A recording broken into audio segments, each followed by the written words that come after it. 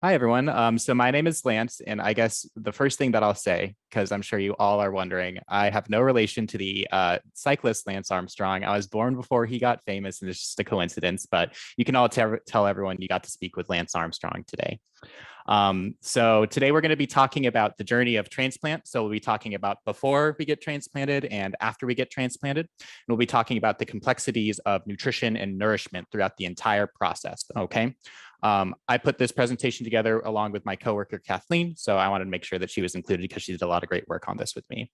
So before we start, the objectives of the presentation. So we want to describe what nutrition's role is in good health when we have chronic disease and then before and after transplant. We want to identify our relationship with nutrition throughout the transplant journey. I'm going to talk to you about some common challenges that I've heard from patients that I've seen on the transplant unit, as well as some possible solutions during before and after transplant.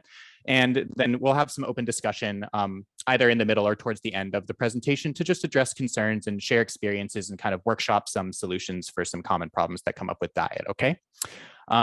About me a little bit. So like we described, I have about 3 years of experience as a dietitian. I've worked in a variety of fields, eating disorders, cardiac, psych, general medicine, and have since taken over the transplant floor.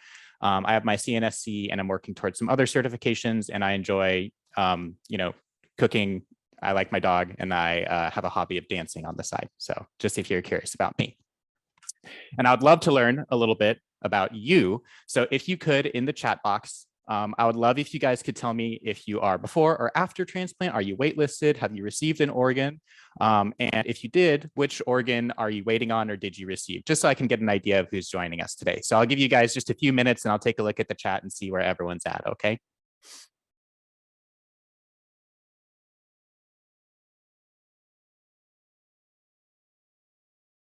I'm seeing kidneys, I'm seeing livers, hearts, pre-lungs, awesome.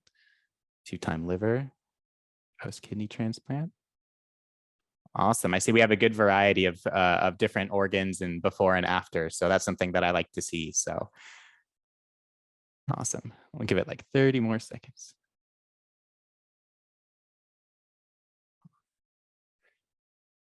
Perfect. All right. So I'm seeing a lot of different organs, and that's great. At Hopkins, we do all sorts of different organ groups, and I know a lot of different hospitals offer different programs. So glad to see, so many of you have been able to go through and get, a new organ. And so many of you are still waiting, but, we're on our way and we'll get you something soon. Okay. So what I wanted to talk about today, because I know a lot of the times when we are getting counseled on nutrition or health, it's very clinical and it's very like black and white. You need to do this, you need to eat in this way, you need to take this medication. I wanted to kind of take a step back and talk about the motivations that we have for eating, just in general. Okay. It's very easy to take something like eating for granted and say you simply eat this thing, but there's a lot of strings attached. Okay. So do we live to eat or do we eat to live? And that's a great question. Food has a lot of different functions within, our lifetimes. So kind of the main function of food is for energy. We all kind of know this, but we need to eat in order to live. If we don't eat, our body won't have energy and our body won't run, right? It has carbs, it has protein, it has fats, and it also has a lot of micronutrients that the body needs in order to function properly. But another reason that we eat might be for social situations, right? You might get invited to go get coffee with a friend, and that's going to guide your choice in that moment. You might be eating at a birthday celebration, and that's going to guide what you have. Maybe you're having some cake that night, and that's something that you wouldn't have normally, right? Another reason we might eat is for comfort or, for pleasure. If you've had a rough day at work and you go home and the pint of ice cream is in your fridge and it's calling for you, that's something that's going to guide your choice, right? And then finally, another reason that we might eat is for health. A lot of folks that I meet, even if they are not currently struggling with any sort of disease or anything like that, make choices based on their health. They want to maintain their good health. They want to promote, good nutrition in order to avoid getting chronic diseases in the future, because nutrition and lifestyle is something that can definitely contribute to development of chronic disease, or it can contribute to long-term good health, right? So to go a little bit more in depth into kind of the complexities behind eating that we sometimes take for granted, there's all sorts of different things that also affect our food within those contexts, okay?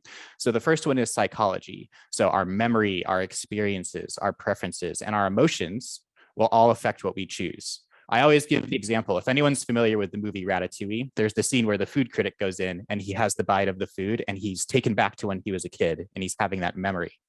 That's him enjoying this meal. And that's a great example of something that affects how we choose. We all have our comfort foods that we're really, we have strong memories with. Maybe the smell of like an apple pie that your grandma used to bake or something like that. And these are all things that will continue to influence us, whether or not we are healthy or struggling with some sort of disease.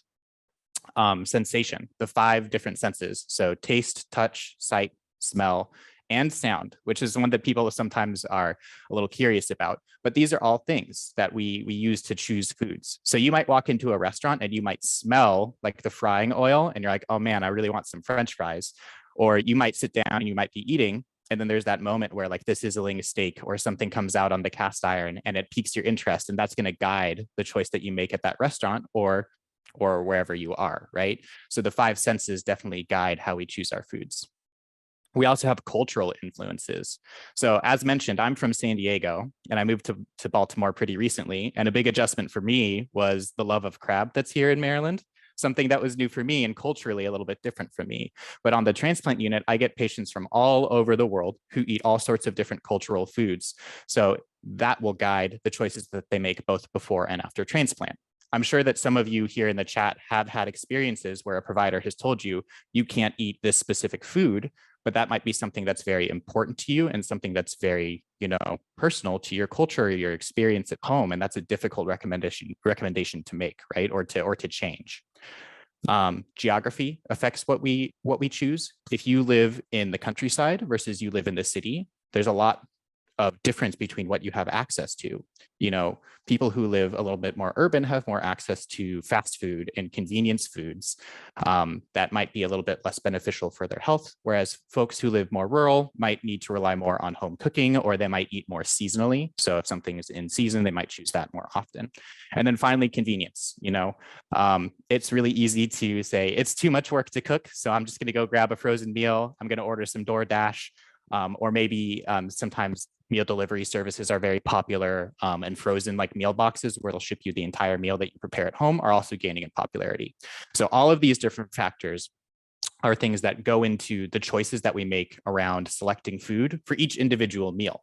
It's not something that we're consciously thinking of every time we sit down to eat, but when we go to the store, we're considering, what am I going to buy that's going to make it easy for me to cook this week? Or what am I in the mood for? Or how stressed am I? And do I really need that extra, slice of pie at the store or something like that?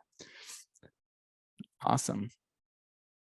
And these are things that are going to continue to affect us kind of throughout our journey. So when we're feeling, healthy, when we're feeling good, and when we're not struggling with disease, these are all things that influence us. But even once we do, contract something or get ill, there's still things that are going to be influencing what we choose. And that's when a little bit more friction tends to come into play, because you might have your medical team telling you, you need to eat in this way, you need to avoid these foods, you need to limit these foods, or you need to choose these foods. But those might be directly counter to our personal preferences. They might be counter to our cultural preferences, or it might just be a cost thing. It might be too expensive to purchase some of those, specialized foods or specific foods, depending on, what's going on. So let's talk about why disease kind of crops up. So there's multiple different reasons that we can contract something that might cause us to need a transplant, right? There might be a genetic condition, right? Things like polycystic kidney disease, polycystic liver disease, congenital heart defects, things like that. Those are all largely out of our control. There's not anything that we necessarily could have done to change them, but we still need to make modifications to our diet and our lifestyle to accommodate those. Environmental changes. So things like secondhand smoke, things like asbestos exposure, things like the wildfire smoke that's kind of plaguing us all right now here in the state. Those are all environmental factors that could cause long-term health deficits, right? Lifestyle choices. Sedentary lifestyle is something that is definitely very prominent in the United States right now, and typically is associated with, poor health outcomes over time. So, if you have a desk job that keeps you sitting down all day and you don't get much exercise, that might contribute long-term to the development of more chronic disease. physical trauma, if you are in a car accident and it damages one of your organs or something along those lines, that could definitely contribute. There's also things like communicable diseases, things like hepatitis that you could, catch through any variety of means, or like things like HIV, anything that could be given to you and then cause further issues in your body if it's not treated appropriately. And then also kind of relevant to lifestyle changes, obesity. And obesity is kind of one that there's been a lot of discussion around kind of in popular media. But obesity, generally speaking, does contribute to more risk for chronic disease development over time. And it kind of fits in with sedentary lifestyle. With that being said, there is a very large movement for something called HAES, which is health at every size, which is kind of observing, are there other kind of interventions that we can make that aren't related to obesity or overweightness that still improve outcomes? Is it the best measure of health? And there's still a lot of research being done there, so there's not really a strict good answer. But for right now, the recommendation is that, obesity is something that does kind of contribute to chronic disease. So once we do contract something like that, and I'm sure this is something that you have all kind of experienced as you've gone through the wait list or getting transplanted or just generally having something like that going on, there's new complexities that come into play alongside those original factors that we talked about. So not only are we considering our senses, are we considering our memories, our cultural preferences, our experiences and everything when we're choosing food, we now have these other needs that are coming into play that are going to affect how we're choosing our meals, preparing our foods, or what we're going to eat, right? So kind of the biggest one that kind of blankets any number of conditions. So whether you're waiting for, a lung, you're waiting for a heart, you're waiting for a liver, you're waiting for kidneys, is going to be a therapeutic diet. So,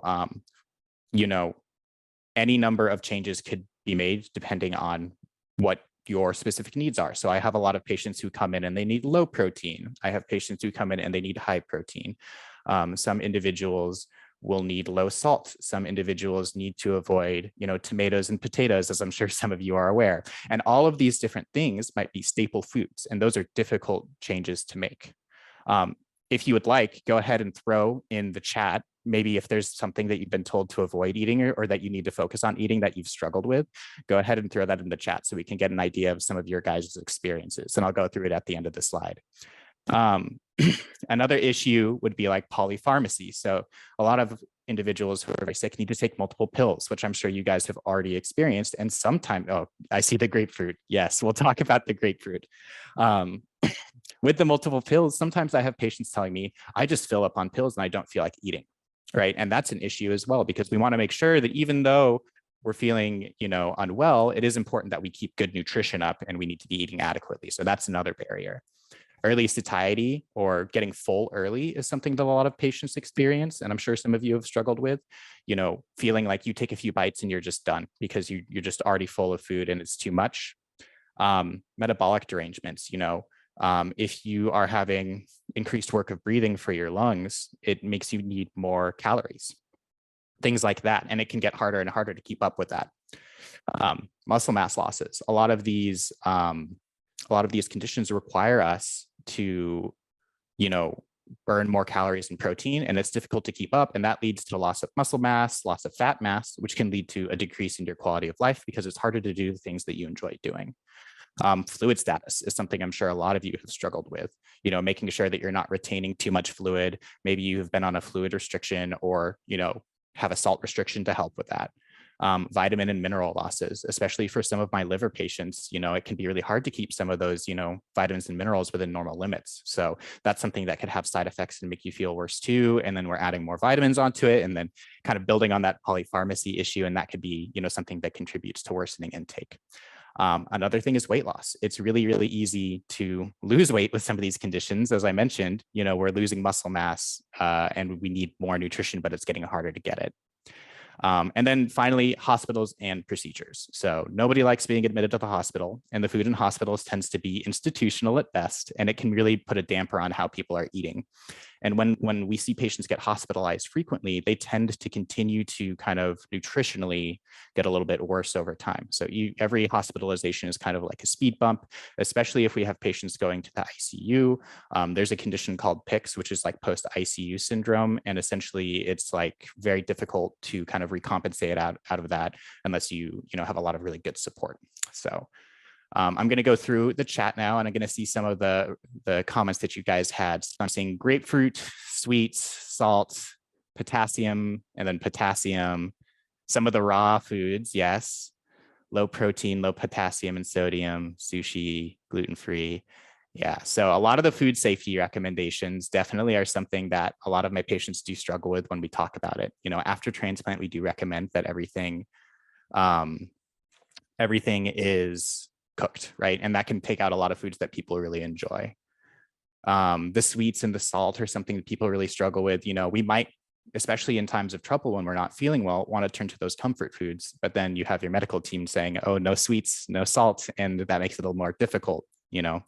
The raw foods we talked about, point about eating in the hospital, even if food is good, it's difficult to eat if one has IVs in both arms and can't sit up straight. Exactly. I'm not comfortable sitting or laying back and eating. So I can't imagine, you know, you guys in the hospital, if you are there, are going to feel comfortable laying flat in bed and trying to eat, you know, your potatoes and whatever they're serving, right? So that's a great point. It can be difficult to get set up when you're in the hospital. Awesome. All right. So all of these kind of factors factor into those different reasons we choose foods, right? So not only do we have our senses and our memories and our experiences and culture guiding us, we also want to eat for our health more and more because we want to stay as healthy as possible and feel good. And it can be difficult when those things intersect and kind of clash, right? So before transplant, we kind of already touched on some of this, but a lot of my folks who I talk to, they report that they feel their food choices are limited. I cannot tell you the amount of times I've had someone come in on a kidney diet and they say, I don't know what to eat, so I just eat white rice. Especially if you have multiple conditions, it can be very difficult to maintain good nutrition because there's so many conflicting recommendations that you just don't know what to eat. You might have focuses on specific nutrients. So I mentioned protein being a really significant one. So for our kidneys, they either need low protein if they're pre-dialysis, high protein if they're post-dialysis, and then for most of the other organ groups, they would recommend higher protein. But that can be hard to get. You know, it's not always easy to just want to sit down and eat a big chicken breast when you're not feeling well. So that's something that might be a struggle for you, especially if I have some patients who are vegan or vegetarian, or if anyone in the group is, you know, practicing those diets, then it gets even harder to get some of those nutrients in. Learning a new way to eat is another thing that's very, very difficult. You know, most of us, we spend all of our lives learning to eat a specific way, and it's habit, it's routine, and it's what you're comfortable with. And asking someone to make big changes to the way that they, you know, baseline live their life is a very difficult thing to do. And then I'm sure you all are familiar with the good old oral nutrition supplements. So your Ensures, your Boosts, your Premier Protein. These are things that medical professionals will recommend to you guys that can also come into play. And you might feel pressured to take them like they're a necessity, but you might not like them. They might be, you know, they might not taste very good. Any sort of issue can come up with them, and they're expensive. So that's another barrier, right? Is those might be a gateway to good nutrition, but they're not an encompassing solution. Unpalatable diets, we talked about cutting out salt, cutting out sweets, cutting out those delicious foods like tomatoes and potatoes for our health can be very difficult. And then I have a lot of patients, like I said, who get apprehensive that they're going to eat the wrong way and hurt themselves. So they just eat less and they don't eat things they enjoy even if they can. So these are all things that kind of come together in the setting of chronic disease pre-transplant to kind of make the nutrition status of a lot of my patients a little bit worse. So it's something that we work to kind of correct when we do see patients in the hospital to kind of help give them options and help guide them in choosing foods that are appropriate for them. And we want to give agency back to you guys so that you can feel a little bit more empowered to make choices at home. So to kind of go on, our nutrition needs are changing throughout this process. So, you know, no matter where you are on the spectrum of chronic disease to the need of transplant, you know, those changes will continue to occur as our, you know, condition progresses. And it's very important that recommendations are personalized. So if you don't feel like you are getting good recommendations from a medical profession that are listening to you, it might be good to go and ask for like a different dietitian or someone who you know, feel a little more comfortable with, who you feel like is listening to you and giving you good recommendations, okay? And one of the things that I really want to emphasize is despite all of these challenges that I know that you're all facing, maintaining good nutritional status while waiting for transplant is really, really important because it's going to improve your outcome, okay? When we see patients who are well nourished, they tend to have less readmission, a shorter length of stay, and they tend to get out of the hospital, you know, pretty quick and healthy and get to go home, okay? So that's why we really focus in on it, and we recommend things like the shakes, and we recommend those diets is to try and keep you, as healthy as possible, and make sure your outcomes are as good as possible, and you don't have to stay with us too long in the hospital. So then we, get through chronic disease and we have our transplant, right? And this is where a lot of new changes come into play. So you might have spent, several years learning to eat with, chronic kidney disease or liver disease or something like that. And then we get transplanted and now we have to change everything again. So I know that can be a little bit frustrating and challenging, but there are some new requirements after transplant, right? So I'm sure that some of you who have been post-transplant, because I know we have some here today, have experienced some of this. So after surgery, we have increased needs for the body. The body is trying to heal up the wound from the transplant surgery. So we need more calories and protein than we did before. Blood sugars are a really, really common challenge that some of my patients face post-transplant because some of the medications can cause blood sugars to go up. I know a lot of you guys are probably taking chronic prednisone as kind of an immune suppressant, and that's something that can just kick your blood sugars up. So even some of my patients who weren't struggling with diabetes or blood sugar or something like that, that might be a new way that they need to learn how to eat in order to keep that under control. Potassium. We already talked about it in the chat a little bit, but potassium is a really, really big one, both before and after transplant. So I know I saw someone say that they had to be low potassium before the transplant and high after. Sometimes patients need more of a potassium restriction after the transplant, and it really is going to depend on the medications that you're taking, the organ that you got, and a few other factors. So we do try and personalize this recommendation for you guys in the hospital, but that's something that is going to be really individualized. Another thing that we already talked about in the chat a little bit is the immune suppressed state. So after transplant, we do give you medications that weaken your immune system, and that does make it very difficult to have some of those foods that are raw or rare or undercooked or unpasteurized. And I want to point out that something that I have had, I wouldn't say struggles, but I've had to tackle as a practitioner in the hospital is I have a lot of different patients coming from all over the world, and some cultural foods are traditionally not pasteurized or they're not cooked. And that's something that's very important to those, individuals. And it's something we have to have, pretty frank discussions about because it's for their health, right? Another thing that comes up is not only are you post-surgery, you might still have residual symptoms from your chronic disease. So, you might still have fluid on you. You might still be feeling, unwell as your new organ is kind of kicking in post-transplant. And that can make it a challenge to eat after transplant as well. And then again, we're starting multiple medications that have multiple side effects. So if you all want to take a moment in the chat, I see some people talking, but if you have any experiences that you wanted to share about some difficulties that you had after you got transplanted, what came up and what was hard for you to tackle, and what kind of experiences did you guys have?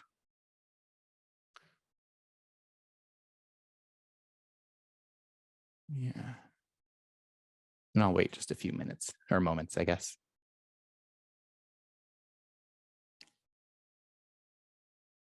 Loss of taste and smell. I'm seeing A1C. Yes, but blood sugars can be very challenging. The USDA booklet. Yeah, we do give out copies of that at Hopkins. I believe it's included in our normal packet. And then we also provide a comprehensive transplant food safety packet to all of our patients. So that's another resource we give. Is it safe to eat yogurt after kidney transplant? I'll get to that one at the end, Priscilla, okay? Sense of taste I'm seeing. The blood sugars, yeah. Just diagnosed with diabetes. I'm sorry to hear that. Yeah. Okay, so I'm seeing a lot of the stuff that I mentioned on here with like blood sugars, and then sense of taste is one that is coming up a lot. Cheese, apples, and 3 specific healthy choice scenarios. Gaining weight. Weight gain is something that we do see post-transplant sometimes. So we'll talk about that a little bit too. So definitely, it is something that's great and it's life-changing and gives us good quality of life back, but it doesn't come without its own challenges, right? I always kind of tell people it's a give and a take. You might be giving up some of the rare steak, but you're getting a lot in return for that, right? So awesome. Okay. So let's talk about some other recommendations post-transplant. So liberalized diet is something that a lot of people get to benefit from. You go and you get your new organ, and now you might have a functioning kidney. That means you can have a little bit more potassium than you did before. You might not have to watch your sodium as strictly. You might not need a fluid restriction, all of these different things. And it's really going to be individualized for everyone, right? So that does come with that benefit of you get to kind of interact with those other reasons for eating again. You get to maybe choose a comfort option without feeling the guilt in the back of your head of, should I really be having this thing? Or you might get to, choose something convenient because you had a really busy day. We do recommend, generally speaking, for all of our transplant patients that they follow a Mediterranean diet. So I have this photo on the slide of like avocado and fish and nuts and seeds. And I'm sure a lot of you have gotten education on a Mediterranean diet. Now, I will say the photo is a little misleading because it does have raw salmon next to some food that you'd eat uncooked. So I would say do not follow the photo. But those are generally foods that we would still recommend you eat.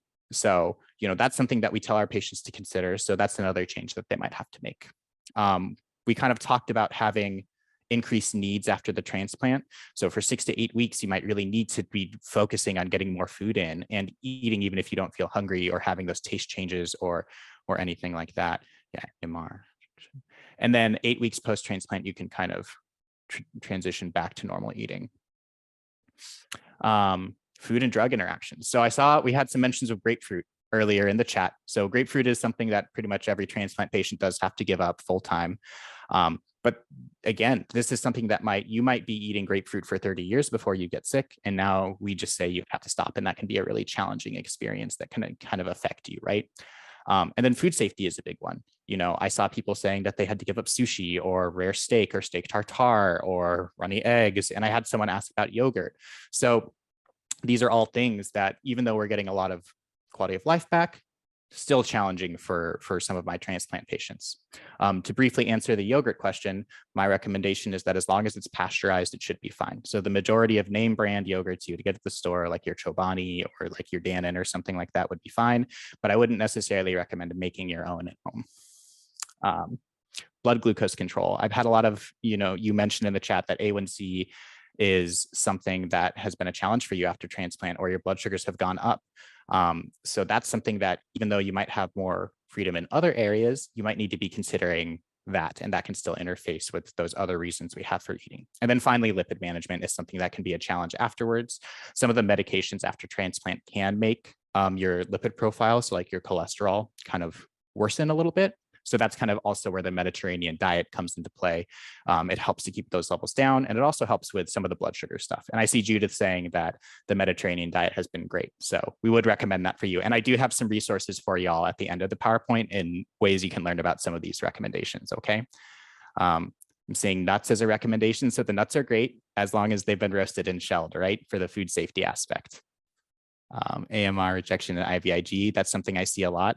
I have a lot of folks who come back in needing to get some sort of IVIG for some rejection, and that can contribute to hospitalization and decrease the quality of life. And Rich, I'll get to your question at the end when we have the Q&A, okay? Perfect. So some resources for you guys. So food safety is something that we talk about a lot. And I know that at least at Hopkins, we do provide every patient with food safety education before they leave the hospital. So you'll get it from your nurse, and you'll also get it from a dietitian like me. But here are some other resources if you guys want to learn about it before you go in for your transplant, or if you just need a refresher after you've gotten transplanted. I have some websites here. So we have the USDA food safety website. That's just foodsafety.gov. You can click on that, and there are a bunch of different articles and resources on there. Also a good place to learn about food recalls. So if you're keeping an eye on that, that's something that you could be, looking at to watch out for that. There's also the CDC website. So it's just cdc.gov/food safety, another kind of general food safety resource where they'll have handouts for you. There's articles on there. You can read about it, learn about proper handling, how to select foods that are safe and avoid any sort of foodborne illness. There's the FSIS, which is the USDA version of the website. So it's the Food Safety Inspection Service. Again, similar thing. They have a lot of handouts. They have a lot of articles that you can go on and read about. And then finally, I also included here ServSafe. So if any of you have ever worked in a restaurant in your life, you're probably familiar with ServSafe. I'm actually ServSafe certified. It was required by my undergraduate program, but I'm curious if any of you have gone through and gotten ServSafe certified. You can let me know in the chat if you have. And if you're not familiar, ServSafe is kind of the governing body of kind of restaurant food safety. Oh, there are phone apps that alert one to food recalls. That's cool. I'm not familiar with any of those, so I'd love if you could share some of that, Kelly. So ServSafe is like the food safety kind of governance for restaurants. So you can actually go on to their website and they offer in-home classes and you can take the certification test in your home. I think there is a fee, but it would be a really great way to kind of learn about how to practice food safety in your home and learn about that in kind of a more applications way than just hearing about it from someone like me in the hospital. So that's something that I would definitely recommend for you. Perfect. Other resources. So some of my folks, something like Alcoholics Anonymous might be a helpful, avenue for you to seek some sort of recovery prior to transplant. So I definitely, if you're struggling with any sort of substance abuse or anything like that, make sure you ask for support. You can reach out to your transplant coordinator and they can get you in touch with, appropriate resources, or you can sign up for a program like AA. And if I could give advice, one thing that transplant coordinators love is they love to see patients who are motivated and they love to see patients who are communicative. So always ask for help. They're there to help you. And I know a lot of people will feel apprehensive, like they're going to get caught doing something wrong, but they like to know that you need help, because that shows that if you need help after transplant, they're gonna know that they can rely on you to reach out and ask. And then we talked about the Mediterranean diet a little bit. So if you are not familiar with the Mediterranean diet, it basically focuses on vegetables, fruits, nuts, seeds, heart healthy oils and fats, lean meats, and then whole grains. Okay.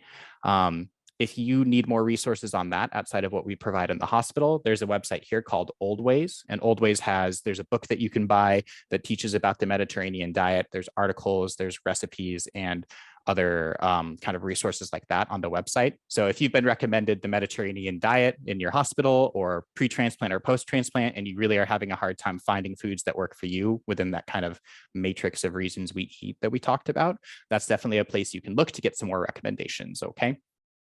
Another thing for my people who are more data inclined, we do have a website called Chronometer. So Chronometer is the one that I like to use, but there's other apps like, I'm sure you've all heard of like MyFitnessPal or the Fitbit app or various food trackers. I know that the DaVita website has the food analyzer, which is another good one. I like Chronometer. It's an app you can download on your phone, or you can go on their website and it's like a food database. So you can look for any number of food items and it'll tell you exactly what's in it, like based on the average. So it'll tell you calories, protein, salt, sugar, potassium, any other thing that you're tracking. It should give you an estimate of what you're getting. So you can make a free account on their website and then you can, set up, it'll track your food for you. You can look up foods and it's a really, really great resource for you to have more knowledge about what you're putting into your body. Okay. And then some other things. Sometimes I have patients who, because they are feeling unwell, have a hard time preparing meals or getting out of the house or, going to get food. And it can be hard to rely on family for that. Sometimes, everyone's busy. So there are some meal assistance programs that certain individuals do qualify for depending on criteria. So really the one that most people know is called Meals on Wheels, but they're pretty strict. So I don't love Meals on Wheels because they only serve a very small population. But if you qualify for them, that's wonderful and great. And it could be a way for you to get some extra nutrition without having to put in too much effort and knowing that it's coming from a pretty safe and reputable source. There's also, if you're local to the Baltimore area here around Hopkins, and I think there's a few other places they service, but I'm not 100% sure. One that we really love to recommend is called Movable Feasts. So if you're local to Baltimore, you can look into them, and they provide custom tailored meals. They're run by a really great dietitian who I've met, and she's wonderful and runs a fantastic program. So that's something that you guys can look into if you're having trouble getting food in the area. And another one that's kind of more nationwide is called Mom's Meals. So that's another kind of meal delivery service that sometimes you can reach out to, and they'll deliver like pre-made meals to your house that you can then have. So kind of take some of the stress of cooking off. You're not trying to order like, what's the healthiest thing on DoorDash, that'll fit my diet restrictions. It helps kind of ease that up a little bit. So I was wondering, this is kind of the end of my presentation. So I would love if you guys could also share some personal experiences that you guys have struggled with through your journey. What problems have you encountered? What strategies have you kind of developed to tackle those problems? Are there any other resources? I see we have the link to the app about the food recalls in the chat, but if you have other great resources you'd love to share for everyone else in the call, that would be wonderful. Or if there's any other support that you've encountered or support groups that you would love to share about, I think that would be a great time. So go ahead and throw those in the chat and we can talk about that a little bit. of the best resources to joining a support group. That's true. And, I'm more familiar with the kidneys because that's kind of my focus in Hopkins. So I know the National Kidney Foundation, they have a really good support group. But I also know that there's like an American Lung Association that has a support group. And I know the Heart Association has one as well. So you can always seek out your specific organ donor group. DC-based food and friends, portion frozen meals, or fresh ready to cook foods. That sounds like a great resource. Increasing activity, absolutely. There's lots of apps that you can get on your phone that'll help you like work on increasing your activity and increasing your strength. It might be good to ask your doctor for recommendations too. Some patients, they have more of a restriction on what they can do, so I would check in with your medical professional before you go on and start lifting weights or anything like that too crazy. Unfortunately, Joel, I'm only credentialed in the state of Maryland, so I can't see patients out of state. So I apologize, but I would reach out, to your transplant coordinator, and you can ask them for a referral to like a dietitian because they probably have one on their transplant team, or you can talk to your PCP and they can get you a referral to a dietitian. Facebook support groups are a big one. Any specific food that has proven to improve red blood cell count? That's a great question. And it's kind of hard to answer without having more information about your personal health, which I don't necessarily need in the chat. But what I will say is, generally speaking, red blood cells is something that I see a lot of my kidney patients struggle with because the kidneys they function to produce red blood cells. They're part of that kind of metabolic pathway. What I would recommend is making sure that you're having, enough iron in your diet. So typically that's things like meats. Spinach is one that I hear about a lot. And you can also try cooking in a cast iron skillet if that's something you're into, because some of the iron will actually get into the food. It's the same reason they recommend you don't use your grandma's pot or pan to keep like the old metals from leaching in. But realistically, what I would recommend is I would, touch base with your doctor because they might just need to give you some, supplements or something like that to help improve that red blood cell count. So are there any other experiences that anyone has had or any strategies that they've come up with to help tackle some of the problems they've had eating? I saw some folks talking about like taste changes and smell changes. Does anyone have any experiences they'd like to share about those kind of changes they've had?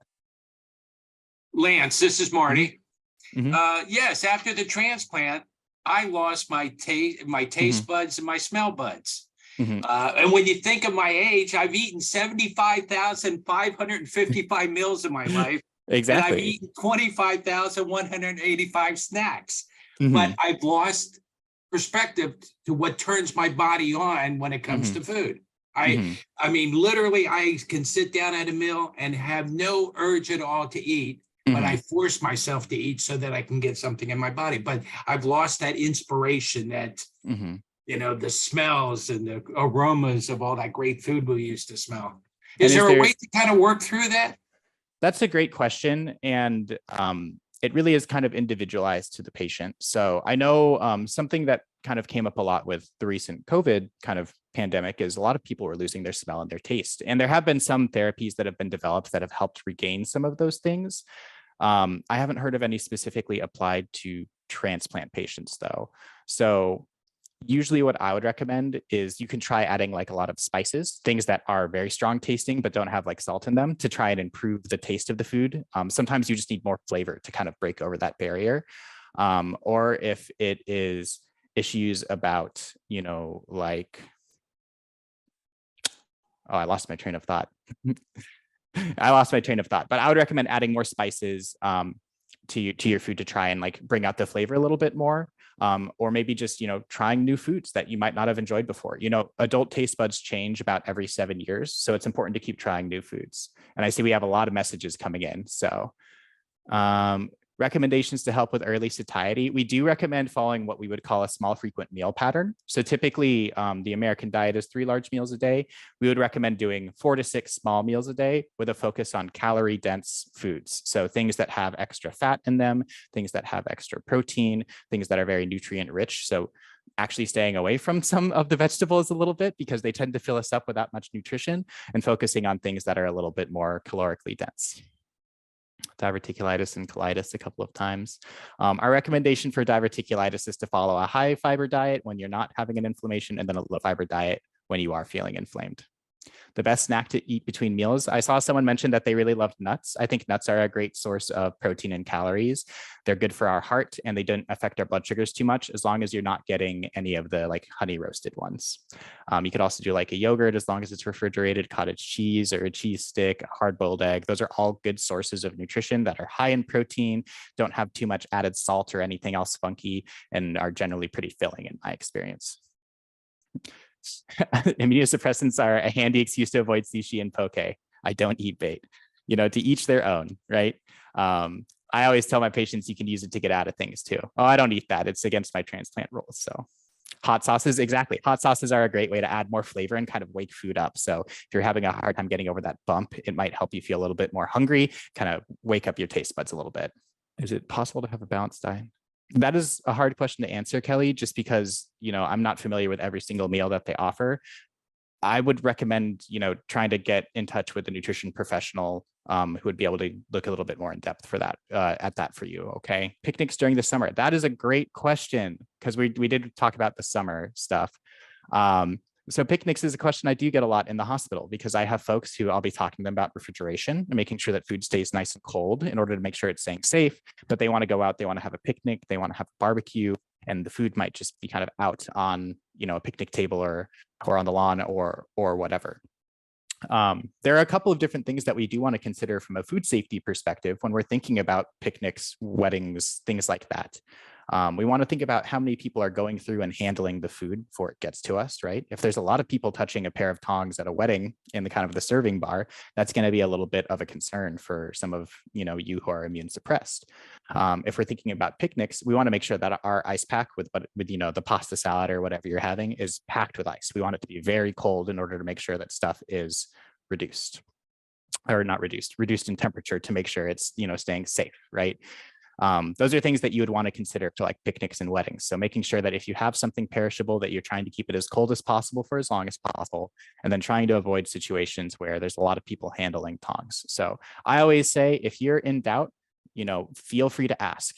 Communication is key. And I don't think anyone would be mad if you had a special request to like have someone set aside a plate of food for you to avoid having people touching, your food extensively. Okay.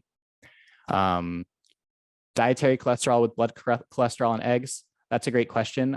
Some patients are hyperabsorbers of cholesterol, so it can change depending on the patient. So some patients need a cholesterol restriction, some don't, but generally speaking, the majority of the population doesn't respond too quickly to dietary cholesterol. And yes, that's a great point about reduced sodium and fat. So someone in the chat said reduced sodium and fat doesn't necessarily mean it's low sodium or low fat or that it's healthy. You can look at the USDA regulations and there's definitions for those kinds of things. And they're pretty like vague. So they might be like a third of the fat of something else, but they mess around with portion sizes. So I do recommend using like the Chronometer app that I had talked about or another food tracking app to really keep track of what you're eating and have better control over what you're putting in your body. Don't just go off the word healthy or low because they're all trying to sell themselves to you. Mm-hmm. Yeah, I see the comment about a lot of spices from a Jamaican cuisine. Totally great to have, and it's a good alternative to salt for some of you that are struggling with salt. Adding a lot of spice, garlic, herbs, and things like that to really bring out the dish without using that salt would be great for, some of you who are struggling with sodium levels, okay? Mm-hmm. I would say cheese is good in moderation. Be early at buffets is good advice. Do the nuts have to be roasted? We do recommend that nuts do be roasted for food safety. It does help to make sure that they're nice and safe for you and not raw. Okay. Unsalted nuts. Great. So I'm getting a lot of questions about nuts. So we'll talk about nuts a little bit. So when nuts are raw, they do have a risk of foodborne illness. So we do recommend that all of the nuts be roasted. So we don't want any raw nuts for post-transplant patients. And we want to make sure that they've been removed from the shell. And the reason for that is if you think about kind of like a pistachio is the example I usually give. It has like a little crevice in the top and dirt and grime and stuff can get in there. And when they do the shelling process for the nuts, it does remove a lot of that dirt and grime and makes it safer. And then when they roast it, it kills bacteria on it. So that's really the safest way to consume it because there have been foodborne illness outbreaks related to raw nuts in the States in the past. So that's why we recommend nuts be shelled. And I see there's a question about the turmeric debate. by debate, can you give me some clarification what you mean by turmeric debate? Turmeric is like one of the best spices out there in the world, but there's a lot of debate of whether it interacts with our medicine. And I don't know if a lot of programs say, no, you can't have turmeric. And also something with the teas too, like black teas. I was just wondering if you could touch base on that. So generally speaking, from what I've seen in the literature, turmeric in like a small amount, like the amount you might use to spice a dish, would be something that wouldn't necessarily have like a significant interaction with medication. But I have seen literature that shows that patients who have been taking like condensed turmeric pills or supplements, that is when it kind of does have an interaction. So if you're adding like a few shakes to an entire meal, it's probably not going to be an issue. But we do recommend, if you're planning on taking any herbal supplements, or you are currently taking herbal supplements or any sort of supplement in that wheelhouse, let your team know and they can kind of give you more guidance. But as far as like a seasoning goes, it would be okay, but no like kind of condensed extracts. Does that make sense? What kind of teas are we allowed post-transplant? That's a great question that I get a lot in the hospital. Yes, and that is true, Kelly. Different centers do give different advice. Our general recommendation at Hopkins is any sort of sun-brewed tea. So the kind where you might take several tea bags and brew it on your countertop over the course of an afternoon to, a day. That could be a food safety hazard, because bacteria could grow on the tea leaves in the tea and it's not getting hot enough to sanitize. As far as types of tea, generally speaking, we would recommend like decaf tea, and like small amounts of green tea or black tea, I believe, should be okay. But again, it's similar, where studies have shown that green tea extract can cause liver failure. So we would recommend against something like an extract or something very condensed. But I don't believe that your like average like Lipton tea bag is going to give you issues post-transplant. So pomegranate juice, that's a common question I get too. So pomegranate juice is one of the things that we do recommend against, because it does interfere with transplant medications. So we do recommend no pomegranate juice post-transplant. It has a similar effect to the grapefruit and can interact with your, immune suppressants and change how much you're absorbing. So we do recommend against that, Jeff. And pasteurized eggs. Pasteurized eggs are a good choice. And we generally recommend that if you're buying pasteurized eggs, you can still have those eggs cooked runny or over easy at home. But if you're eating out, we recommend that you stick to fully cooked stuff, because you don't know what they're using at a restaurant. Awesome. Lots of really, really specific questions. So I can see that, food is something that definitely impacts everyone. And there's so many small questions that don't get hit when you come in for your transplant, or when you speak with someone like me, kind of outpatient. Will coffee be okay? Coffee is okay, again, as long as it's brewed hot. Okay. And we would recommend not going too crazy with the caffeine. About fiber intake with the timing of medicines, I would really recommend speaking with a pharmacist about that. Oh, yes, the weight gain. I forgot about that. Thank you, Cherie, for the reminder. So for the weight gain, there are certain medications that you typically are prescribed post-transplant. Really, the big culprit is the prednisone that a lot of patients get, and it can promote weight gain post-transplant. If anyone has ever been on steroids, or you're currently on steroids, it tends to kick up your appetite, and it tends to make you hold on to weight a little bit better than you did before. So that's a change that we do see post-transplant for patients who are on that medication. So some strategies that I would recommend once you do get your, transplant, or if it's something you're currently struggling with, I would recommend, thinking about including foods at that point, now that, you'll be a little bit, healthier and you won't need as many therapeutic diets. We would want to be looking towards foods that are a little bit higher in like fiber and a little bit lower in calorie and protein. So choosing foods like whole grains, choosing fruits and vegetables that are appropriate. So if you do need some sort of potassium restriction after transplant, or you do need to watch out for like grapefruit or pomegranate or things like that, everything else should be okay. And we should be incorporating some of those foods, because they tend to make us feel full for longer. So if we're including those things like, broccoli and cooked vegetables and things like that, they tend to fill us up without giving us as many calories. And that's really one of the best ways to help promote weight maintenance post-transplant without having too much gain. Another thing is exercise. So if you are feeling better post-transplant and you want to start working on your functional status, exercise is a great way to help, maintain your weight, as well as make it easier for you to, move around and do the things that you enjoy doing. So that's something you could look into as well. Anything I can help my body absorb magnesium in particular better? I haven't heard of any specific things that would help with the absorption of magnesium, aside from getting, repletion of it. So I would, speak with your team and see if they can give you perhaps some resources on some foods to eat that are higher in magnesium, and they would be able to help guide you from there. Are there any final questions before we wrap up today?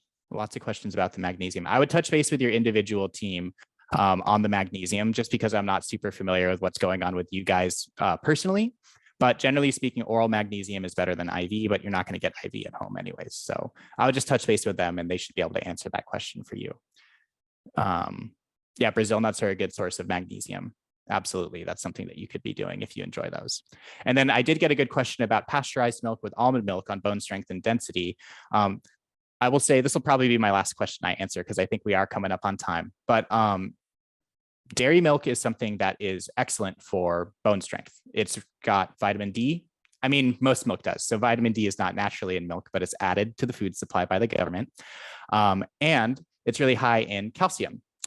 And the thing about vitamin D and calcium is that they absorb better in the presence of fat. So typically when you have, a milk that has a little bit of fat in it, the body absorbs those nutrients really well, and it works really well to help strengthen bones. Now, I will say in terms of bone strength and bone density, typically once we're past the age of 30, our body doesn't put on new bone density, or the bones don't necessarily get stronger. It's only, unfortunately, downhill from there. So we have to work on maintenance of that bone health, right?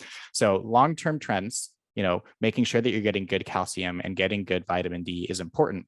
However, I will say you should check in with your primary team, because some folks need like a calcium restriction, or, for my folks who are having kidney issues, they might need to be mindful of their vitamin D status. But having almond milk is something that you could absolutely do. I would just make sure that it's fortified with good nutrition, because almond milk on its own is not very nutritious, but it usually has a lot of vitamins and minerals added in that'll make it healthier. So. Okay, I'll do one more. Weight-bearing exercises to maintain bone density and health. Generally speaking, weight-bearing is the best way. Yes, so lifting weights, no matter how heavy or how light, are a great way to be, making sure that your bones are staying nice and healthy. So you can always touch base again with, your transplant coordinator, and they can do like home PT recs for you, or try and get you in touch with someone who can teach you some exercises. But awesome. Well, Lance, this was great. You're getting really high marks. So thumbs up. I know you were, a little worried, but a very great way to look at this topic. I think a really unique way. And I think you provided a lot of great information. So thank you for your time and expertise today. Thank you. Thank you for having me. It was a pleasure to get to talk to everyone. And I guess what I would leave you with is, I just want you to all keep in mind that there's still space to have some pleasure in what you eat, even if you're struggling with, with illness or trying to be on best behavior for transplant. Okay.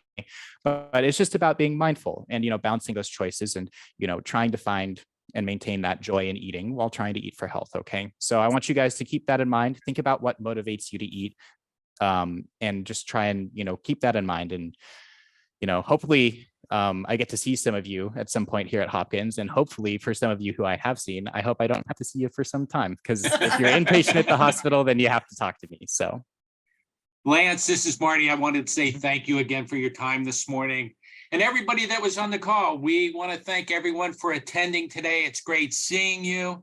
I want to remind everyone that if you go to our events pages on our website, you'll see advance notices for our future meetings. You can check out our website at www.triomaryland.org. And all of our past meetings are posted on our YouTube channel for your convenience. The last thing I have to say is have a super summer, everyone, and enjoy this beautiful weather. And we'll see you again next month. Have a great day, everyone. Bye-bye. Thank you, Lance. Awesome. Thank you, everyone. Have a wonderful day.